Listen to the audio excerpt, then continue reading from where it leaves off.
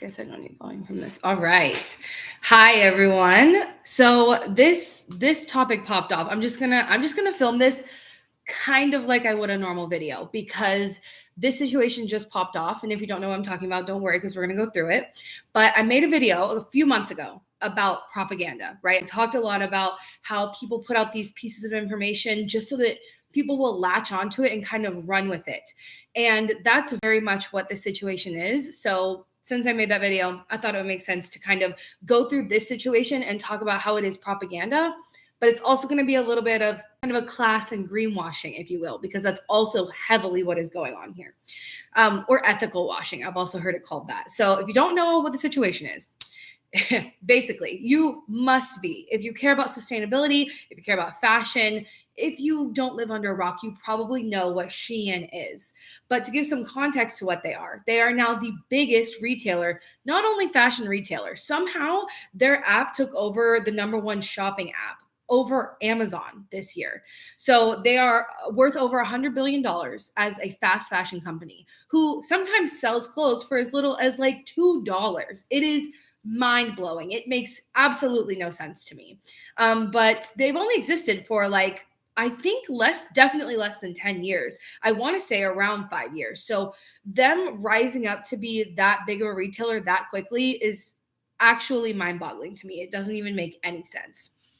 So needless to say, this is the biggest and most egregious fast fashion brand the world has ever seen. And it goes without saying that they are not an ethical company in any sense of the word. It is impossible to get to where they are in any sort of ethical adjacent manner. But what SHEIN decided to do recently is actually fly some influencers to China to show off their factories. Now, I think there's a lot of preface I'm going to get into with this. I have all of my notes here on my iPad that I'm gonna read through with you guys. But I decided to just make this a live stream because I don't want to go through the process of scripting and filming and editing, and that would take me like over a week. Because in reality, this is just something I want to rant about, and there's a lot in it that I want to comment on. And as we're going through it, feel free to leave stuff in the chat because my Emma, she's going to be moderating and letting me know any questions you guys have. She'll text me your questions so that we can get them all answered. But let's talk about it because this has been covered by like every news station, and I just want to give my perspective as a sustainability person. Let me know if you guys are seeing this because my chat is frozen. So I hope that you can see me and hear me. Okay. Oh, I clicked learn more and it moved. Okay, cool. Cool, you guys can see me. Okay, so let's get into it. So the things I wrote down. SHEIN flew influencers out to show off their factories. And this is very much a lesson in propaganda and greenwashing. These influencers, from what I can tell, went to their headquarters and then they were only allowed to show footage from an innovation center. But SHEIN was really strategic in doing this so that people would think that innovation center, which is where they like make samples, maybe a few higher quality pieces. But they wanted the creators to portray that as that's where all of their clothes are made. And this is what all of SHEIN facilities are like, which is objectively false. And I think that while that narrative is being put out, it's important for someone to contrast that, which is my goal with this video. Okay. So I want to talk about it from the perspective of propaganda through the lens of a creator who works with brands. So in this situation, I've been to the behind the scenes of factories, right? And for sure, whenever I talk about those things from my perspective as a sustainability expert, but also creator, you should always take those things with a grain of salt, right? Because to be fair, those brands are allowing me in. I'm only seeing what they're showing me. So I personally always like to use third-party certifications to verify what I'm seeing, right? Someone else who has gone behind the scenes, not in so much preparation, who does audits, that's where I would use to back up what I'm seeing in person. I can't say the same thing as what happened with the SHEIN factory visit, but I also just want to say before we get into this that it makes sense that the creators in this situation are being criticized because they are ignoring all of the mountains of data, the documentaries that have been made about SHEIN showing that the factories that make their clothes are full of people who are being exploited for their labor, not only in wages, but often in unsafe working conditions. But those creators chose to ignore all of that and not do their own research and then put this brand on a pedestal. So I do think they deserve to be held accountable for that. But at the end of the day, SHEIN is the brand exploiting people, not the creators. So let's not focus our anger so much on them as we do on SHEIN. I just want to preface this with that. Okay, but with all that being said, one of the main creators, I do wish I kind of had this edited so that I could show you pictures and videos, but here we are. One of the main creators, if you look into this situation, her name is Danny. And I think the reason this blew up is because she handled this all wrong. She posted her video and of the factory and basically saying a few things that we're going to break down. One of the things is that you should look at the situation with your own two eyes and not just believe what you hear. Insinuating that SHEIN being fast fashion and violating many human rights is just propaganda in and of itself, which I found really interesting. And I think that's why she's getting backlash, because she put them on a pedestal. So she said that. The second thing she said is it also kind of seems like something that she was fed, a narrative she was fed, that the only reason people criticize SHEIN and other fast fashion retailers is because they're made in China. And we're gonna get into the issues surrounding China and propaganda from the U.S. But she basically phrased it as the only criticism, the main criticism that we are giving to fast fashion is that it's made in China and therefore unethical and has to be made under, unethical conditions, which is a very short-sighted way to look at it. But after she did all of that, she then doubled down on it and made multiple other videos that were quite aggressive. And I think that's what kind of set the internet ablaze, is that she made a video like, I'm not the one, I know what I'm doing. You wouldn't know what I'm doing because you've never been to China and you haven't seen it with your own two eyes. So all of what I'm going to talk about as we get into the claims that she made and my response to them, I am going to speak from the perspective of not only someone who understands that there's a lot of propaganda from the US towards China. I also have been to China, and I also understand that fast fashion is problematic no matter if it's coming out of the US, if it's manufactured here in the US, or if it's manufactured in China. So it's not that simple, and that seems to be what the goal of this campaign was. I'm going to speak to it from a lot of different perspectives. But first, let's talk about the claim that the only reason people think fast fashion is bad is because it comes out of China, right? This is and there is an existing form of xenophobia. That's what it's called, like fear or phobias or hatred towards other countries. And that is something that does heavily happen here in the US. I don't know. You can let me know in the chat if you guys are familiar with this at all. But I see it in my own family. People saying that everything from China is just cheap. It's shitty. There are only sweatshops there, those sort of things. And that largely comes from this attempt, like literally from our government. There have been declassified CIA documents about this. It's our government trying to fight for the uphold of capitalism, if that makes any sense. Like, you can literally go look at CIA documents and see the propaganda that our government has put out about the Chinese government in order to defend capitalism and avoid us thinking that other economic structures in other like places in the world are even viable. That's like already been proven. And so that type of propaganda persists from the US. And it is important to be aware of that, because sustainable fashion can absolutely be manufactured in China. And I do think that the beginning of the sustainability movement, well, at least at the beginning when I got into it, like early 2010s, mid 2010s, there was a lot of the belief that if something was made in China, it was automatically unethical, automatically unsustainable. And there's something to be said about like outsourcing the making of our goods to so far away and normalizing that, and that our supply chains are so all over the world because the emissions that come from that, like there's something to be said there. But as far as materials go, as far as ethical wages go, those sort of things do exist in China.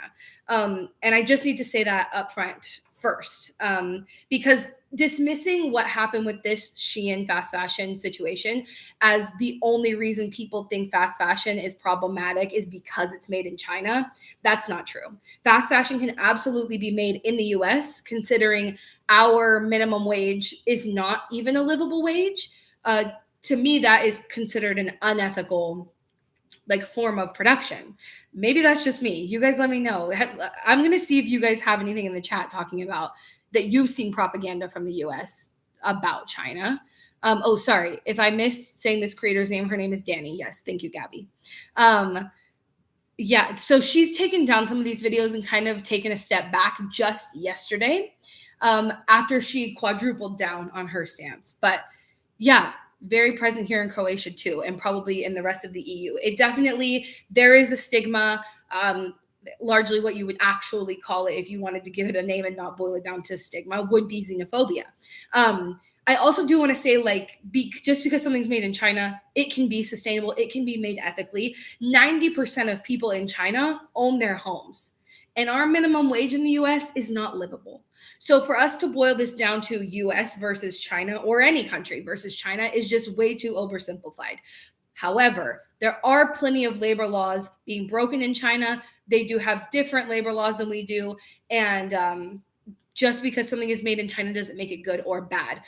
So I think that it's interesting that this narrative that Danny, her name is Danny, has spread, almost seems like using propaganda against propaganda. To me, what her saying feels like, the things that she said, like, you've never been to China, you wouldn't understand, there's so much misinformation that comes from the US, almost feels like she's fighting the propaganda from the US to China with propaganda from SHEIN to the US, right? So she's basically using our xenophobia that has happened here in the US to say that anything that we say bad about things that happen in China are just propaganda. And that is false.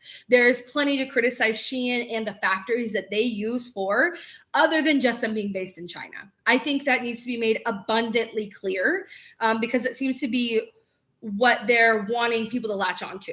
And within this realm, what I want to talk about with propaganda with you guys, which is also in line, to me, propaganda aligns with greenwashing a lot. So in this situation, what was the point I was going to make? Oh, in this situation, what it seems like to me from the outside looking in and understanding that when a brand flies you somewhere and then likely pays you to do something, or at least is expecting you to post in exchange for what they did for you, they're giving you talking points.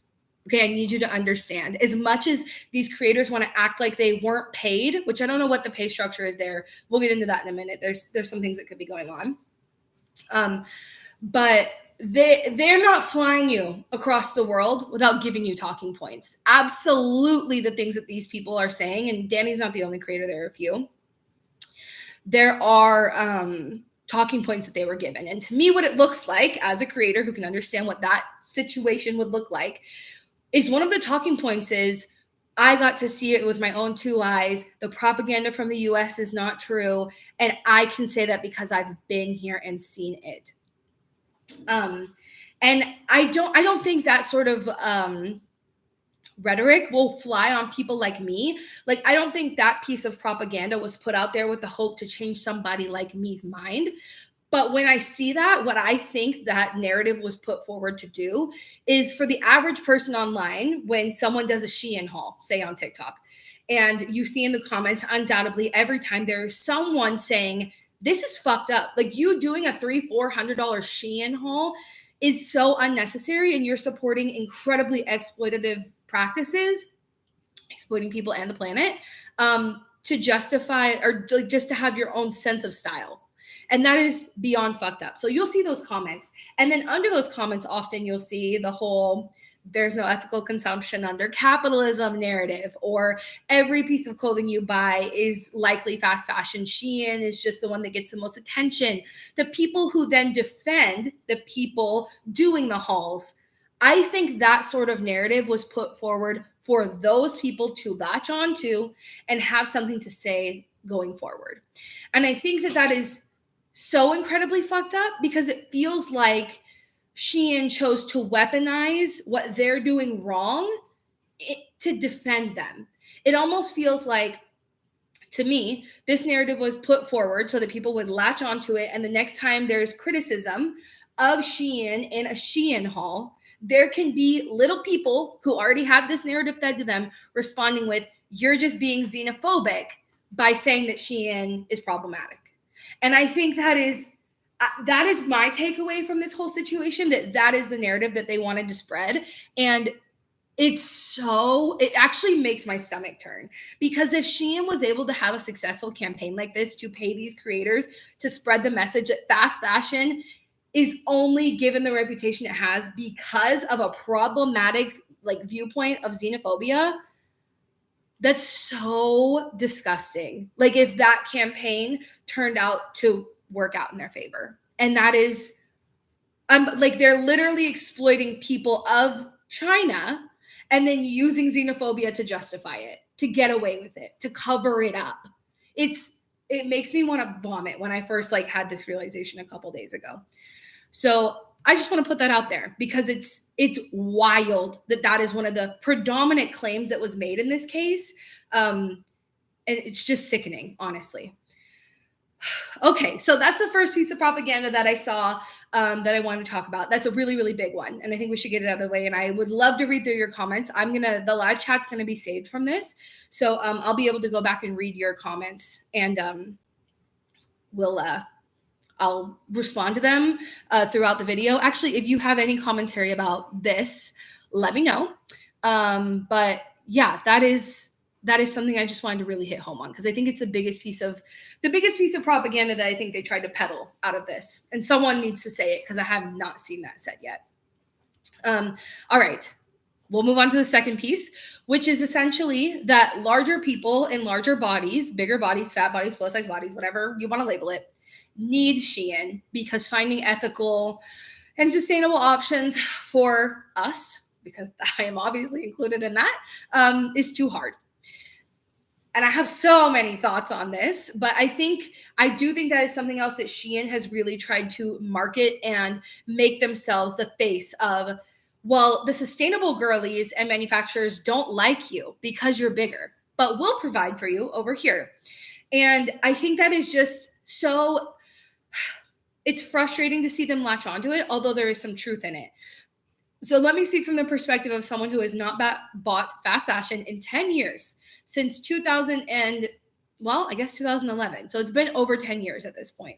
And I just have to say that I think that 10 years ago, it was even harder to not buy fast fashion, because let me not say it was even harder. It was even harder to find anything in our size, let alone ethical brands, okay? Over the last, I would say, 3 years, a lot more sustainable brands have started including extended sizes, including plus sizes, those sort of things. But I think what's really, really important to nail down here is our need for consumerism at all. Because like I said, a lot of what you see about SHEIN online is fast fashion hauls. We're talking like $200 to $800. I've seen the ones that are over $1,200 SHEIN fashion hauls online. You're not doing that because you have to. You're not doing that because no ethical consumption under capitalism, so I'm just going to go ahead and buy all of this shit. That's not what's going on. So to then act like you just have to buy these things because it's your only option, but then you're mass buying all these things, that doesn't add up. So I think we need to talk about the root of feeling like we need to constantly be buying new things.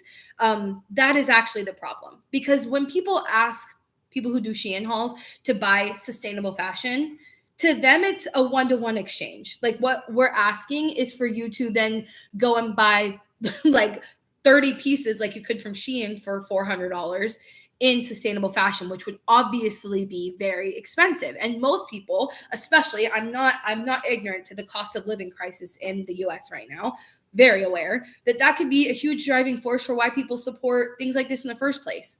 But at the end of the day, you don't need to go buy 30 things. And we can't just justify spending and money on these things and then putting money in the pockets of people who are exploiting people. And we can't justify funding exploitation in the name of our own personal style. That is the root of the problem, and that has to change. And that actually is like a huge part of why I wanted to make this video, because the conversation happening online in the comment section, I would say, is very much like, well, every other company is also fast fashion, so what do you want me to do? I want you to stop.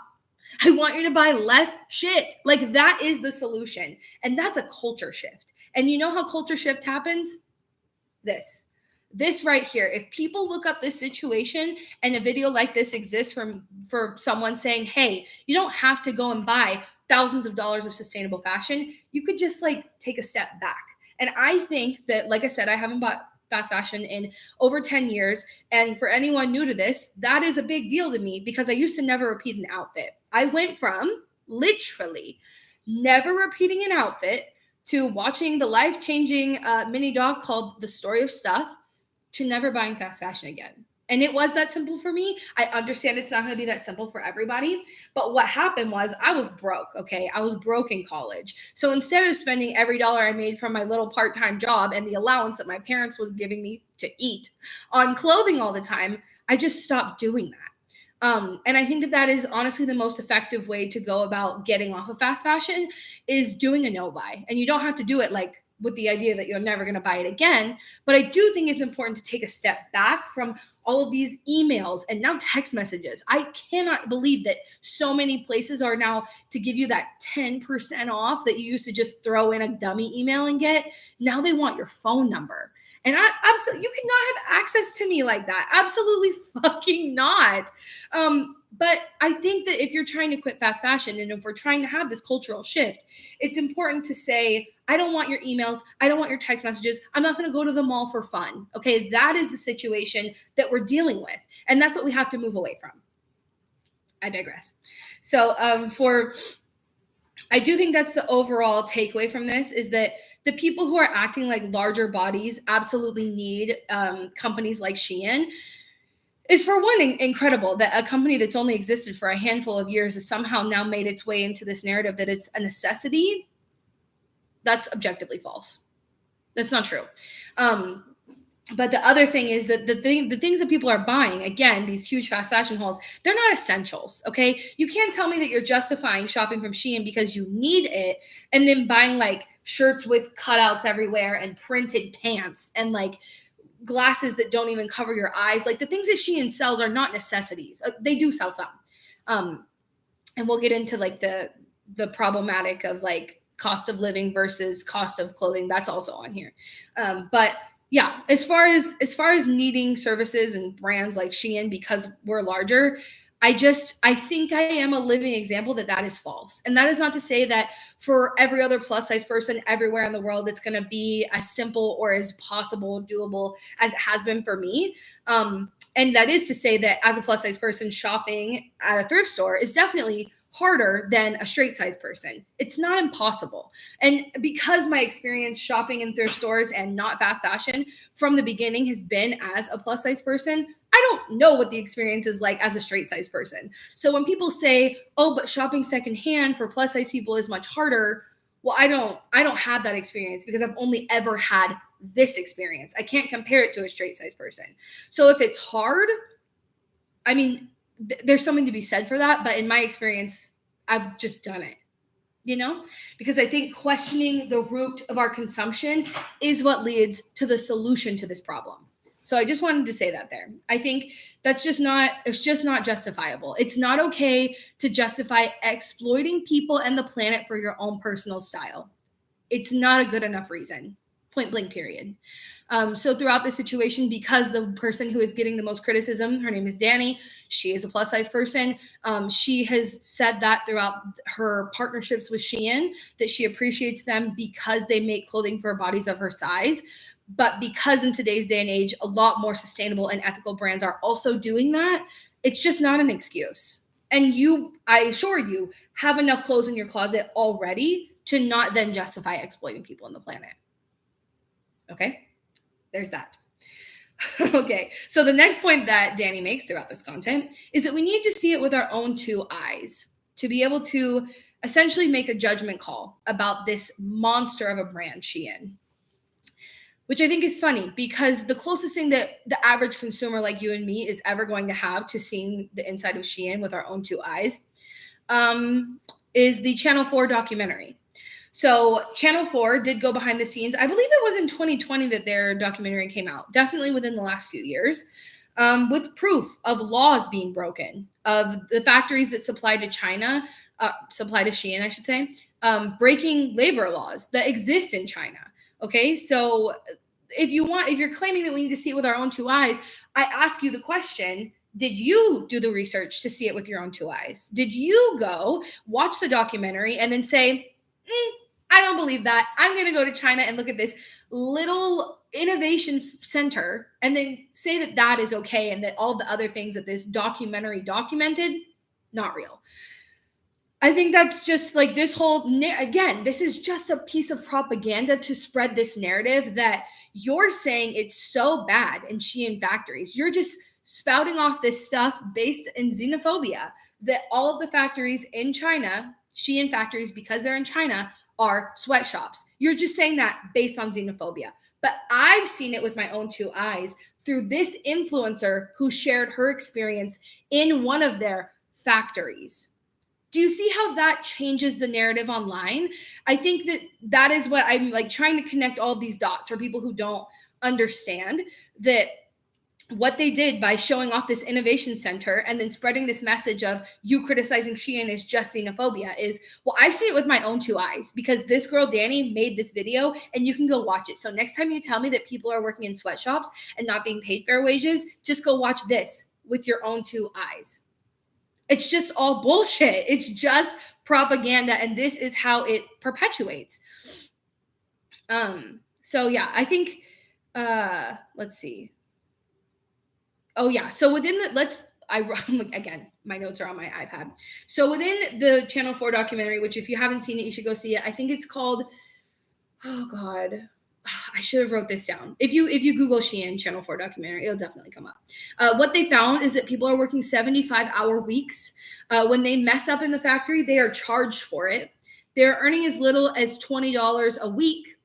And just unsafe working conditions. So one of the other things I think is interesting about what SHEIN did with this propaganda campaign is that they only showed this innovation center, which is one that SHEIN owns. But it's very normal within fashion in general, and within fast fashion as well, to contract out to other facilities. So SHEIN likely works with hundreds of other facilities to produce their clothing, because I need you to try to grasp this.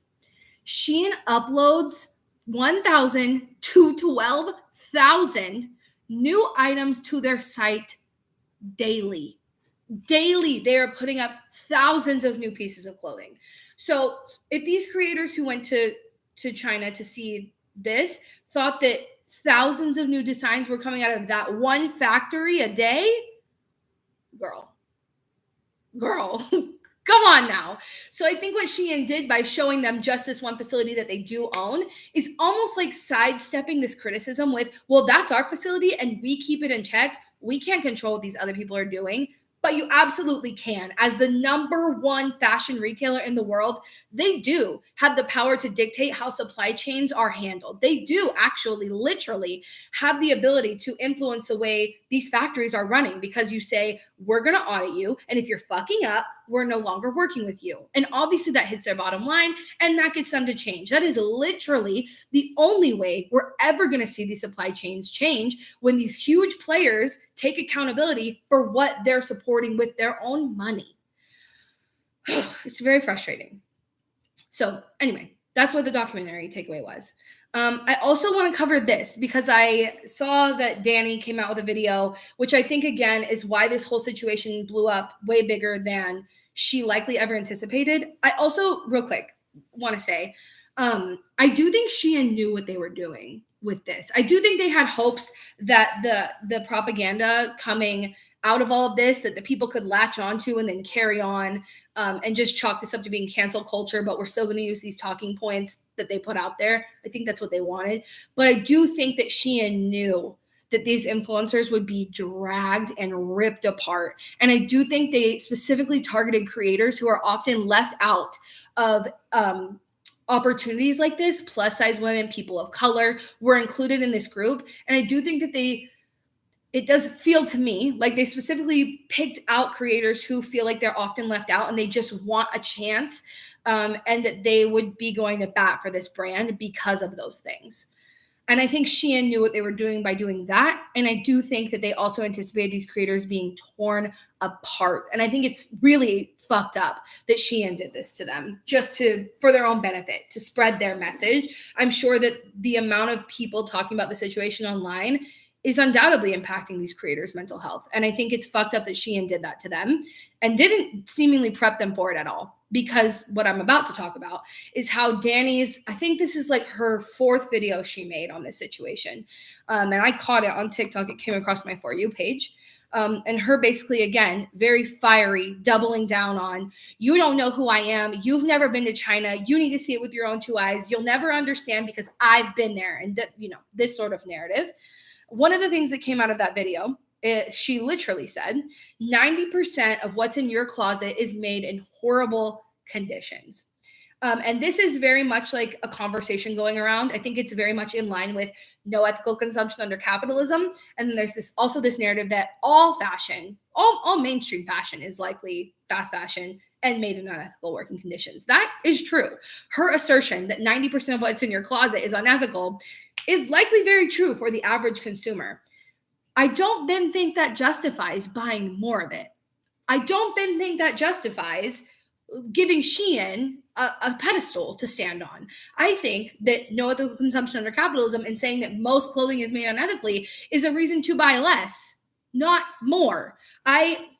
I can't tell you how much I hate the shift in narrative online recently within the last couple of years of this no ethical consumption under capitalism. So I'm going to do whatever. It doesn't matter who I'm exploiting. It doesn't matter what I'm doing along the way because somehow no ethical consumption under capitalism means there's no scale.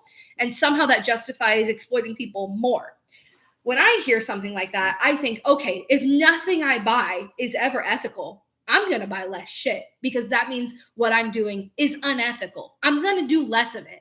Somehow that's not the action that's come out of that narrative. Somehow it means I'm going to buy SHEIN and it doesn't matter because nothing is ethical anyway. That narrative, I don't know that narrative was put forward by SHEIN because it seems to be something that Dani said in defense of herself. But I do think that it is being woven into the conversation now because she said it. And to me, I mean, yeah, you think of just about any mall brand, it's probably not produced in the most ethical way.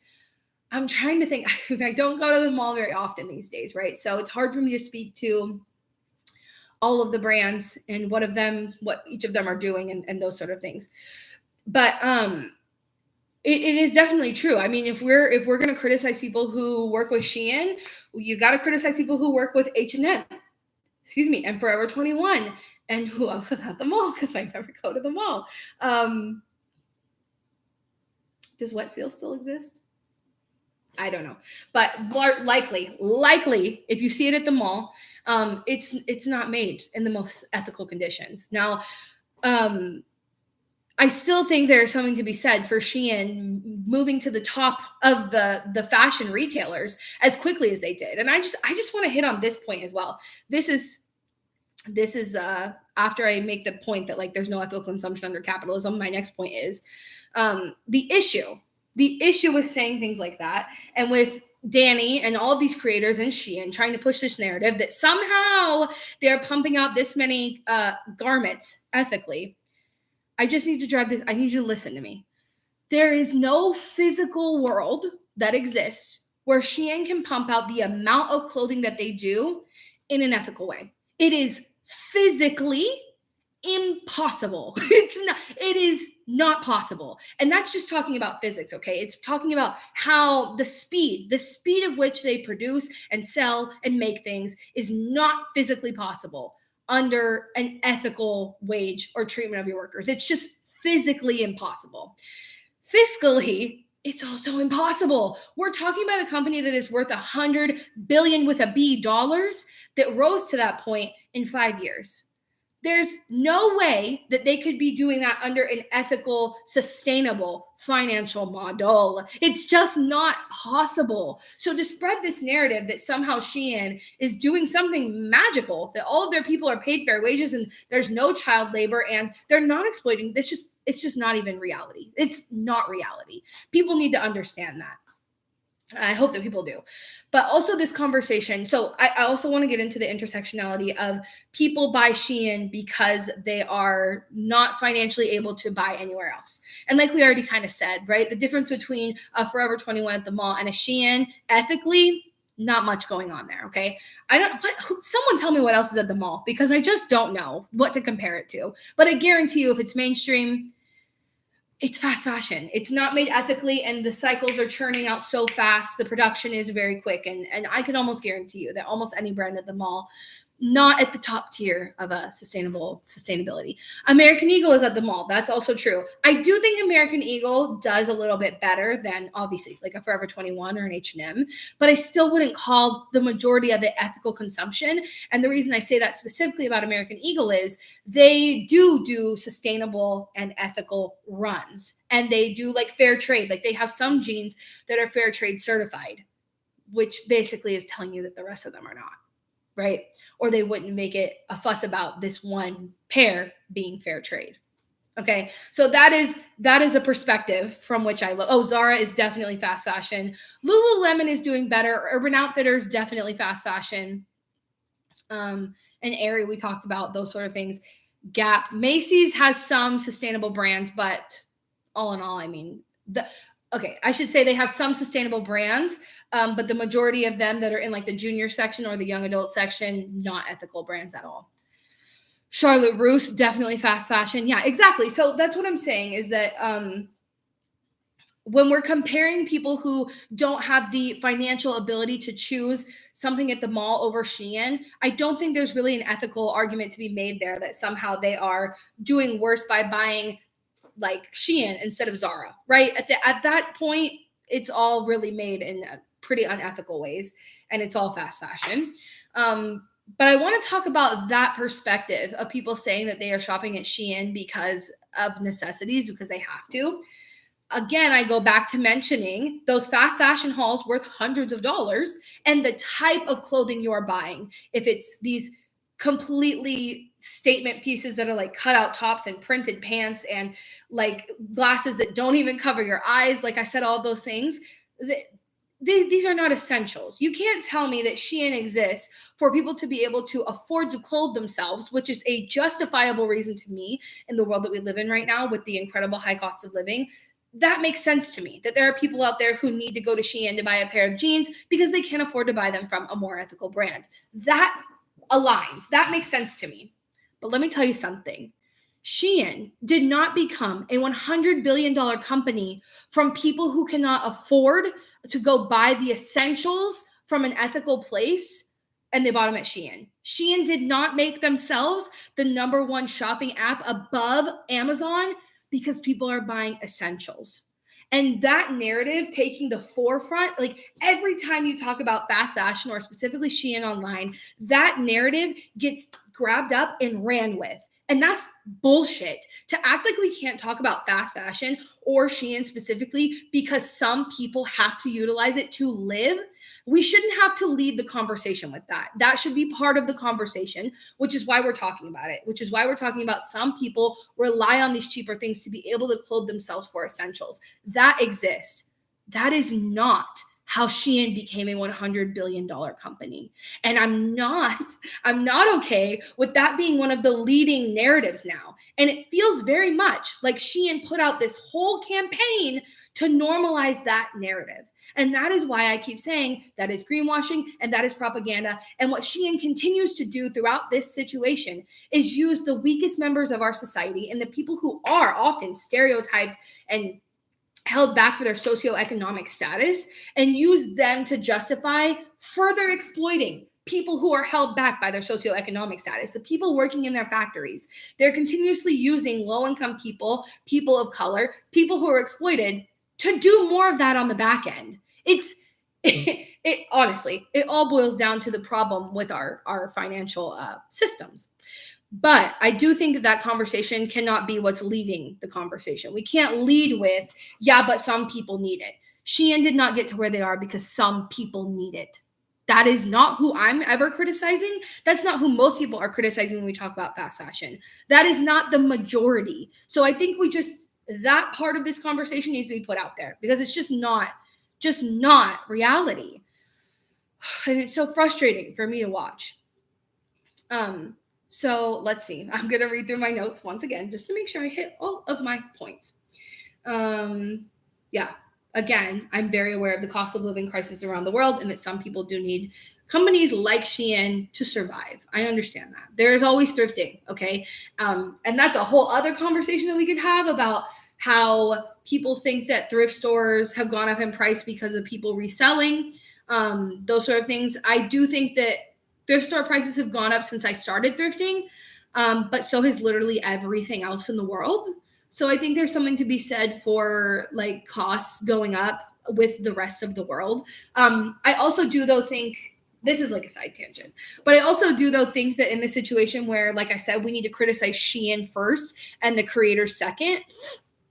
I think that the conversation around thrift flipping and not thrifting if you can afford not to and those sort of things, those narratives, again, should be pointed at the companies, not the consumers or the resellers. Like the problem with the prices going up is not because I shop at the thrift store, it's because the thrift stores are raising their prices. And some of that is due to inflation, and some of that is due to them realizing that thrifting has become a cool thing to do. But that's criticism for them, not for me.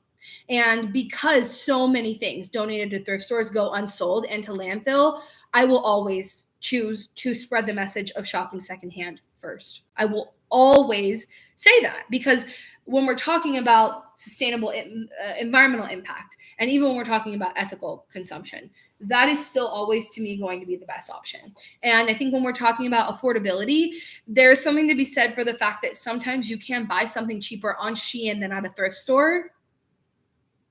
If that's not dystopian to you, it's insane. It's insane that that is a reality that we live in. But I do still think that there is something to be said for thrifting over SHEIN. And also something to be said for the majority of people. Like there are people who need to buy the absolute cheapest thing because of their budget and, again, cost of living and those sort of things. But I think that there is plenty of room for a lot of people who are shopping at SHEIN, even if they are lower income, to be able to find what they need at a thrift store, even if it's $1 more. Does that make sense? And especially because what SHEIN tries to do with their website setup is get you in to buy whatever you're looking for and then try to get you to buy 10, 20 other things. I think there's something to be said for that. But I don't think that the narrative should be leading that some people need SHEIN to exist because they didn't get to where they are by that being the primary thing people are using it for. I need that to be abundantly clear. So what else did I write? Yeah. Okay. I think we covered all of my points. So if you have any questions or comments that you would like me to respond to, like parts of this that you would like me to comment on, let me know. But that was kind of just my rant. I think it's so frustrating we have reached a point because of the internet where there's so much more awareness of fast fashion, how awful it is for people in the planet. I am so grateful that has gotten so much more awareness over the last couple of years. But at the same time, it's very unfortunate that it seems that the internet has this double-edged sword where everyone's opinions are kind of put on an equal playing field. And then we have the whole no ethical consumption under capitalism, like springing up right underneath, like, this is why fast fashion is problematic. And it's very much like just hard to, I don't know, take these stances that are like really important for progressing society. So yeah. Okay. I'm reading your comments now. We have some time left, so we'll go through some of your comments. Okay, TJ Maxx. Okay, this is an interesting conversation we can have. TJ Maxx I lost it. Okay, would that stuff just go to landfill? Assume they bought wholesale older last season items. So what's really interesting about TJ Maxx and a lot of outlet stores is, you guys are on my desk and it moves. Sorry about that. Some of the things that TJ Maxx sells are, and originally when TJ Maxx began, those items were things that other places didn't sell. Then they would send them to TJ Maxx and they would give them another chance to be sold. Since then, TJ Maxx has become, and you can see it. Once you know this, you'll start to see the difference in things that are either outlet or that they were created for TJ Maxx. In the last few years, they have started, these bigger brands have started producing purposefully cheaper items to be sold at TJ Maxx. Okay, so if that makes any sense to you, like Gap, I'm trying to think what brands sell it. I don't shop enough to speak to these things. There are some brands at TJ Maxx I've gone in and had this experience where a brand that's more expensive, like out in the world, if you will, they'll produce something. Actually, here's a great example. Kinda. So Samsonite is the brand that my suitcase is, and I love my suitcase. It's made of 100% recycled plastic, and it's an amazing, like the structure of it, the way it is structured. I don't know how to describe it, but it's a spinner, and the way the pockets are, it's perfect. It's a perfect suitcase. I bought it in a pinch like 5 years ago. I was traveling, my suitcase fell apart. It was a whole fiasco, but I bought it from TJ Maxx, thinking that this was still the situation. And then the next year, Madison's suitcase also bit the dust. And I was like, okay, but this suitcase is incredible. It's made of recycled materials. I just love the way it's structured. I don't know how else to say it, fangirling over my suitcase. I cannot, since the day I've bought that suitcase, cannot find it anywhere else. It does not exist outside of TJ Maxx. And that sort of thing is what's actually happening. So they're producing lower quality, less expensive versions of the things that they make and then sending them to TJ Maxx. So that's not to say that you can't shop at TJ Maxx in a way that is like primarily sustainable secondhand. Obviously, when you buy what you need in a situation like I did, I think it's perfectly fine. But I would not recommend using TJ Maxx as a thrift store because it no longer is. Does that make sense? Because unfortunately for all of us, my suitcase in the same form that it is does not exist outside of that run that they made for TJ Maxx. So that is what it is. Okay, so let's see. Oh, sorry. I have some questions that Emma has sent us. Oh, thoughts on Temu. Temu is like Wish, right? Like this is just a very, honestly, like all of that stuff that is made on Temu is also like just mass produced, really cheap, definitely made in unethical conditions. I feel like you can tell by the price tag when things are unethical. And to me, just like and also the way that they market, the way that their stuff looks. Temu is almost predatory, I think. I would not recommend. They email me, you guys, every day to sponsor me. It's insane. I would never recommend you shop at a place like that. I also just think that the general items that they sell are so, again, non-essential. Very similar to how we're talking about fast fashion and SHEIN and how things are non-essential. I feel very much the same way about Temu.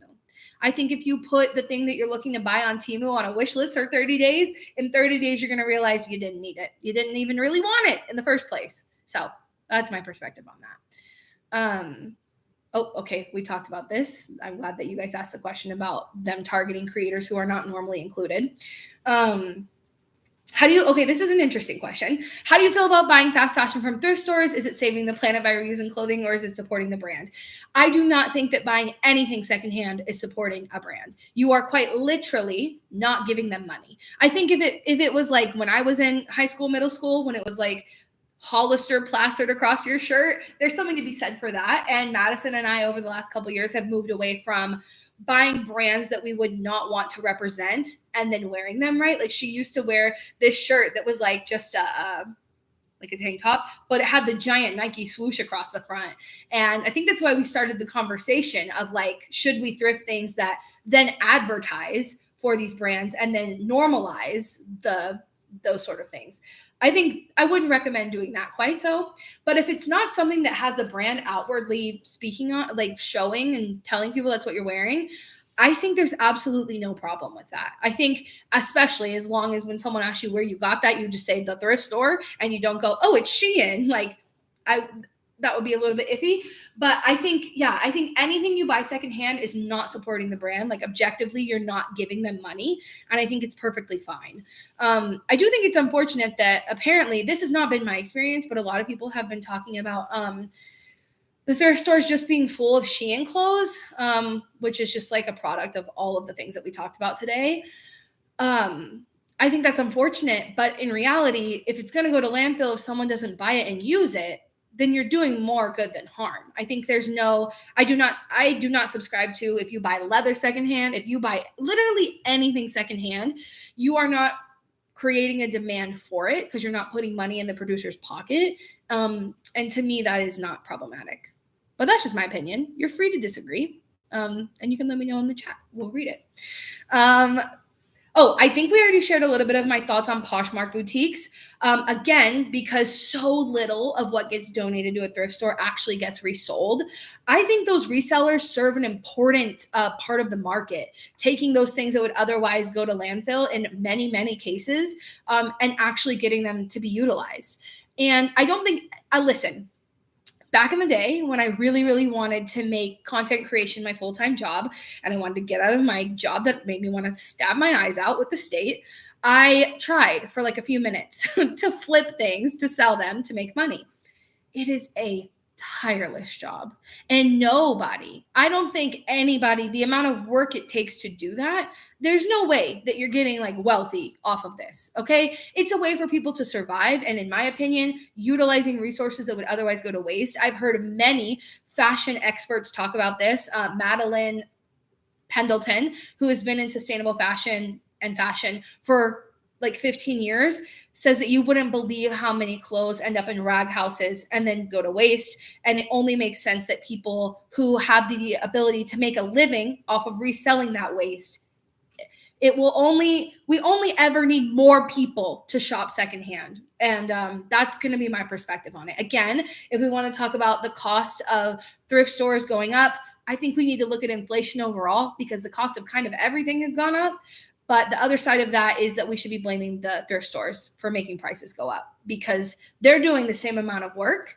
And that's a them problem. I don't think we should blame the resellers or the people who are actually thrifting and utilizing this stuff. That's just my perspective. And I've thought about it a lot. I've thought about that a lot. And that is my official stance. Okay. Oh, that's interesting. How do you feel about thrift stores who only buy trending clothing, i.e. Uptown Cheapskate? I think it is the model.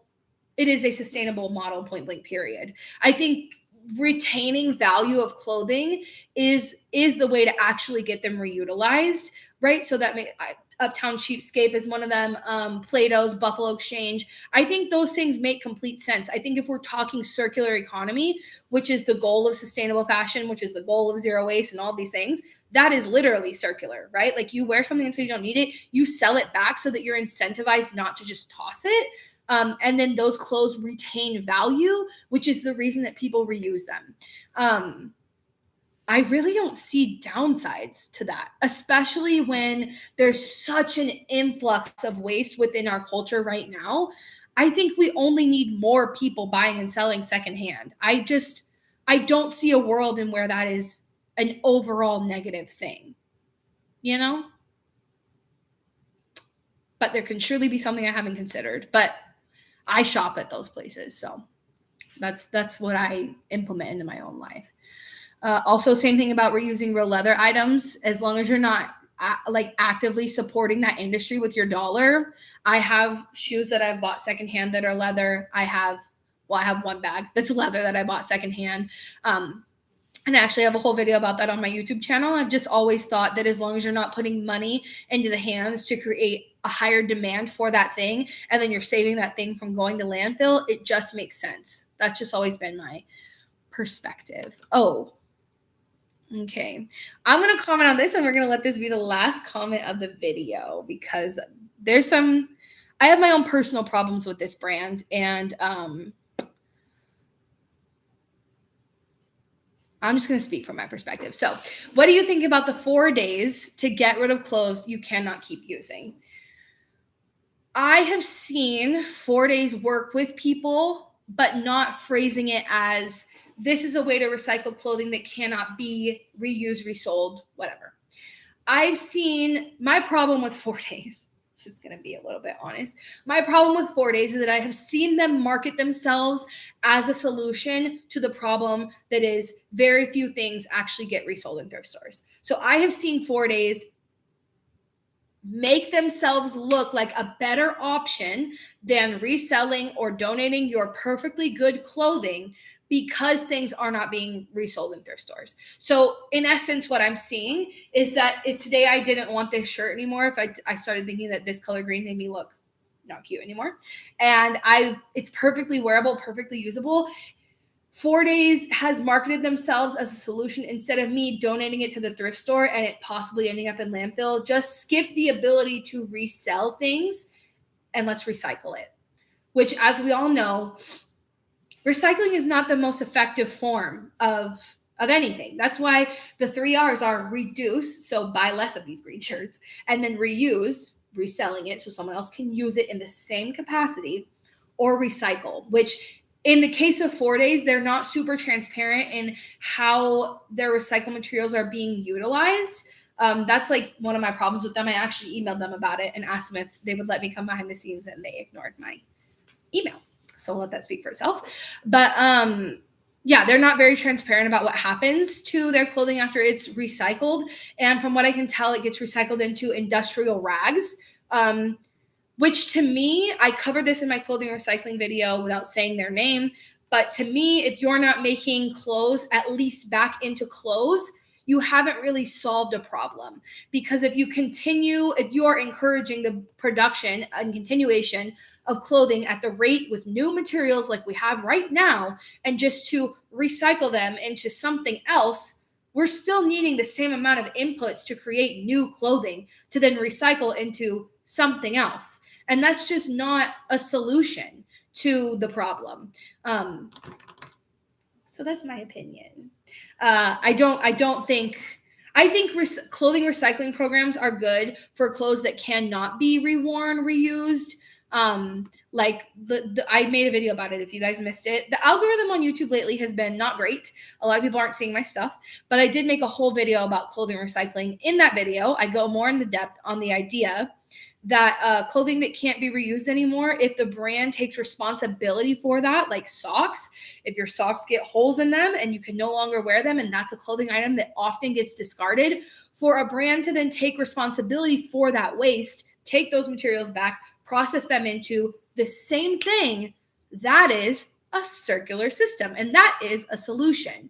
It's not the same thing if you say, I'm going to take this shirt, grind it down into its building blocks and turn it into rags. And then the next time you need to make that shirt, you have to go extract new materials. That's not a solution to the problem.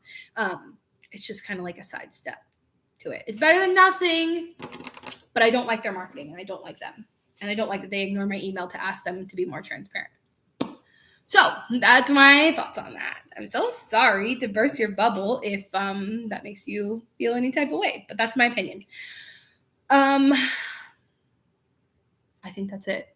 I hope this was interesting and informative for you guys. I am trying to get back to my regular schedule of uploading every Wednesday. And since I didn't have a video planned and this topic just started popping off, I decided I'll rant about it a little bit and add my perspective in that I think this situation is desperately needing a little bit more perspective. So I hope this was helpful. I hope I answered enough of your questions. And yeah, remember, until next time, you cannot do all the good that the world needs, but the world needs all the good that you can do. Bye, guys.